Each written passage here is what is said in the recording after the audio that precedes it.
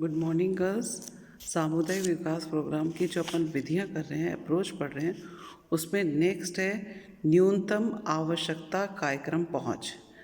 न्यूनतम आवश्यकता कार्यक्रम का शुभारंभ कब हुआ था? प्रथम पंचवर्षीय योजना से ही कर दिया गया था। भारत एक विकासशील देश है, जैसा कि हम जानते हैं। यहाँ अमीर और गरीबों की खाई बड़ी गहरी है। अमीर लोग जहाँ ऐशो आराम से रहते हैं, वहीं गरीबों को मूलभूत भौतिक सुविधाएं भी नहीं मिलती हैं। उन्हें 2 वक्त की भरपेट भोजन नहीं मिल पाता है।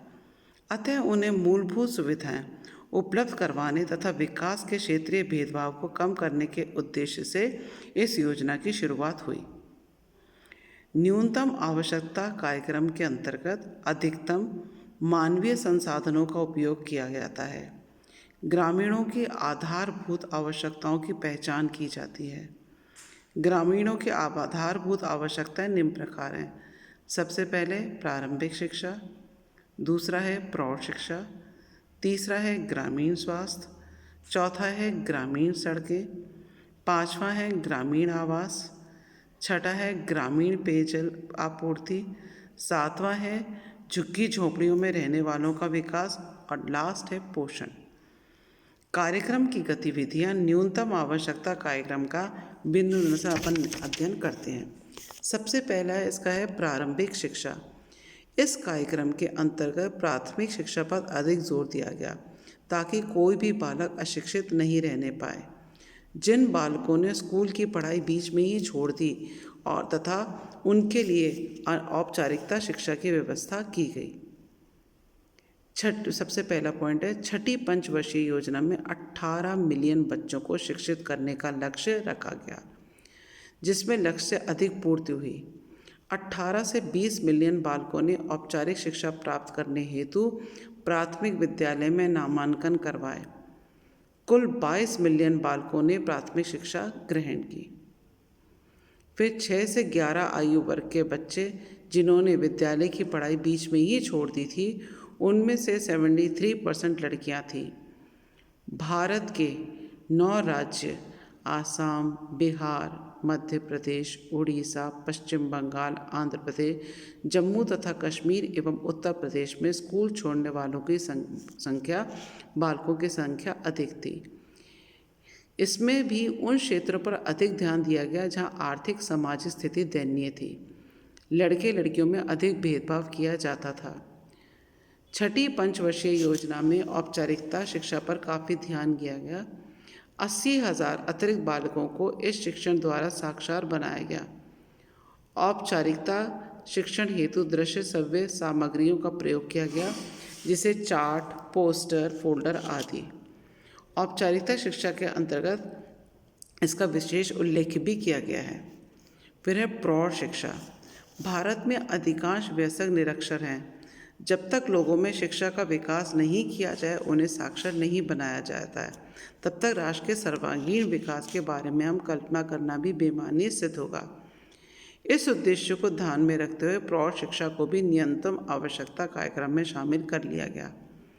छठी पंचवर्षीय योजना में वर्ष 1990 तक 15 से 35 आयु वर्ग के सभी लोगों को 100% साक्षर बनाने का लक्ष्य रखा गया। मगर इस लक्ष्य की पूर्ति कैसे हो, इसके लिए कोई निर्धारित कार्यक्रम तय नहीं किए गए।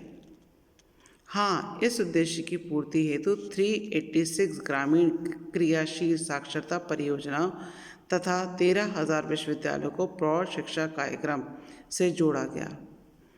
ऐसा अनुमान है कि प्रौढ़ शिक्षा से 20 मिलियन लोग लाभान्वित हुए, परंतु 100% लक्ष्य प्राप्त करने की इच्छा कामयाब नहीं हो पाई।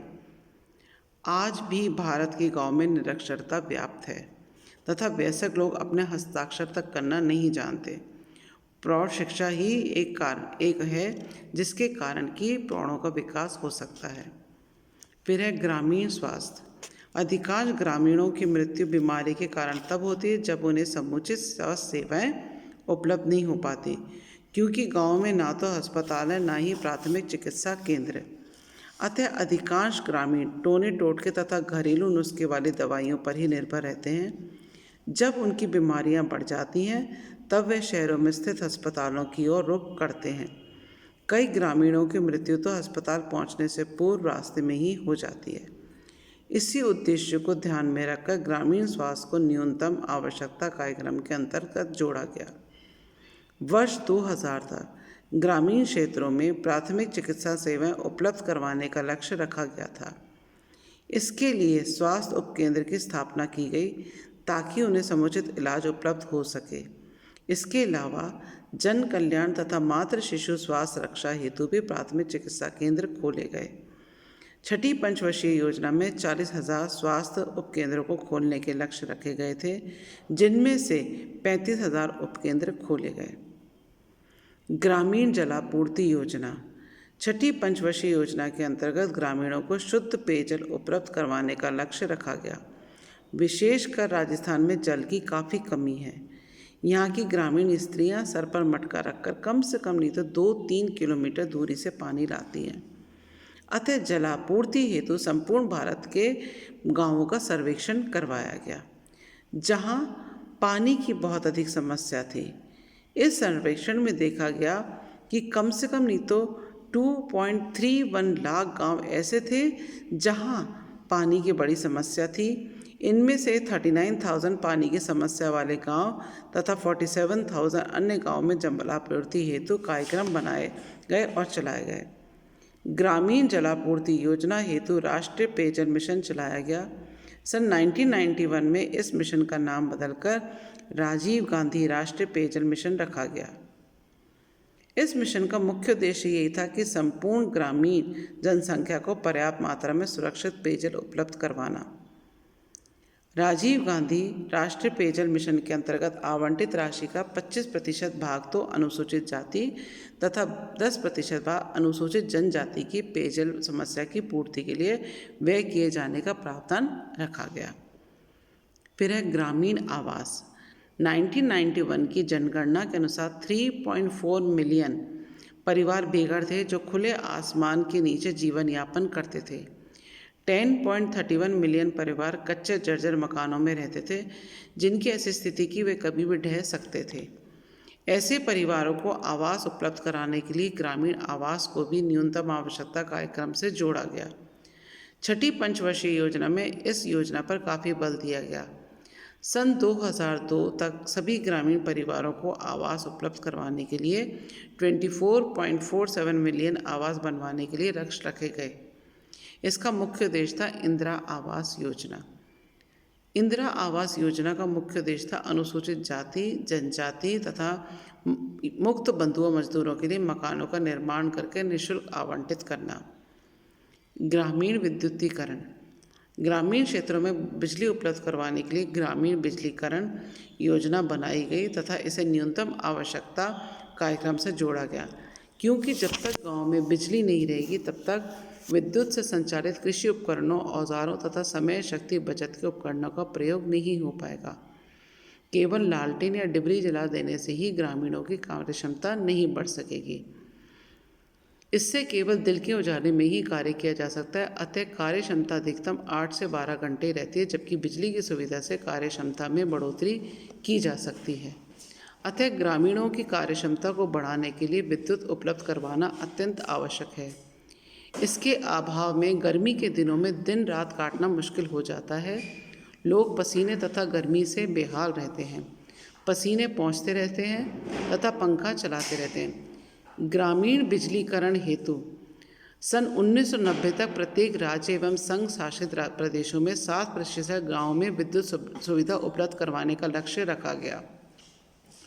ग्रामीण विद्युतीकरण कॉरपोरेशन की मदद से तथा राज्य एवं केंद्र की वित्तीय सहायता से 1 लाख गाँव में बिजली सुविधा उपलब्ध करवाने का लक्ष्य भी रखा गया था, परंतु 1.28 लाख गाँव में बिजली सुविधा उपलब्ध करवाई गई, जो लक्ष्य से अधिक थी।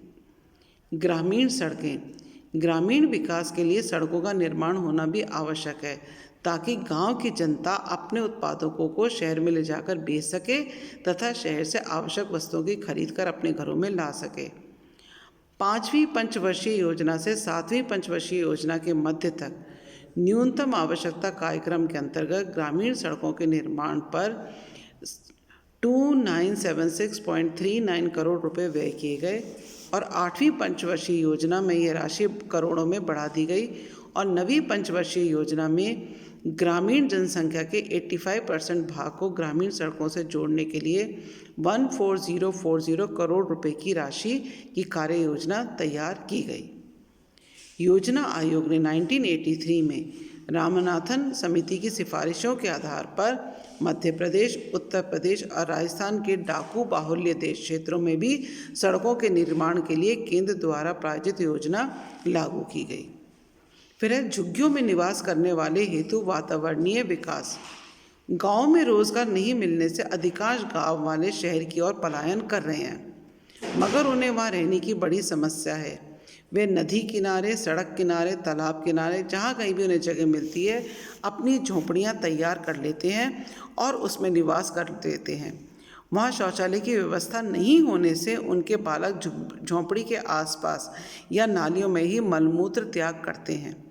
स्त्रियाँ एवं पुरुष भी अंधेरे में ही खुले शौच में जाते हैं। परिणामतः दुर्गंध के साथ मक्खियाँ भी फैलती हैं। शुद्ध पेयजल की व्यवस्था न होने से भी वे गंदे जल को ही पीते हैं और उसी से भोजन पकाते हैं। परिणामतः दूषित जल भोजन से होने वाली बीमारियां उन्हें घेर लेती हैं और उनका जीवन संकट में पड़ जाता है। इसी बात को ध्यान में रखकर शहरी झुग्गी वासियों के लिए पर्यावरण स्वच्छता को भी न्यूनतम आवश्यकता कार्यक्रम के अंतर्गत रखा गया। एंड लास्ट पॉइंट है पोषण। न्यूनतम आवश्यकता कार्यक्रम के अंदर विशिष्ट पोषण कार्यक्रम तथा मिड डे मील प्रोग्राम, जो कि आजकल स्कूलों में चलाए जाते हैं, का कार्यक्रम चलाया गया। विशिष्ट पोषण कार्यक्रम का मुख्य उद्देश्य यही था कि निर्धन बालकों तथा माताओं को कुपोषण से बचाना। इसमें बालकों तथा गर्भवती और दूध पिलाने वाली माताओं को भोजन उपलब्ध करवाया जाता है। 0 से 6 वर्ष की आयु वर्ग के बच्चों को 300 किलो कैलोरी ऊर्जा तथा 8 से 12 ग्राम प्रोटीन उपलब्ध कराए जाने का प्रावधान है। इसी प्रकार गर्भवती और दूध पिलाने वाली माताओं को जो भोजन दिए जाते हैं उसमें 500 किलो कैलोरी ऊर्जा तथा 25 ग्राम प्रोटीन मिलना चाहिए। और 6ठी पंचवर्षीय योजना में इस कार्यक्रम से 11 मिलियन लाभार्थियों ने लाभ उठाया। स्कूलों में बालकों की उपस्थिति बढ़ाने और उन्हें शिक्षित करने के साथ ही उनमें व्याप्त कुपोषण को दूर करने के लिए मिड डे मील कार्यक्रम चलाया जा रहा है, जिसमें 6 से 11 वर्ष की आयु वर्ग के 20 मिलियन बालकों को लाभ पहुंचा है। इसी के साथ समन्वित बाल विकास कार्यक्रम भी चलाए जा रहे हैं, जो बालकों तथा गर्भवती और दूध पिलाने वाली माताओं के कुपोषण को दूर करने में महत्वपूर्ण भूमिका निभा रहा है।